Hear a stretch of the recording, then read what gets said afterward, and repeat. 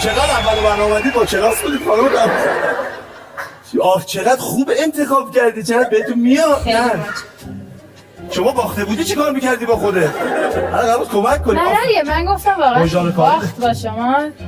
من اینو پوشیدم در نمیاد. فکر نکنید این بخشی از لباسه، نه این آقا هرچی هم میپوشیدم اندازم نبود.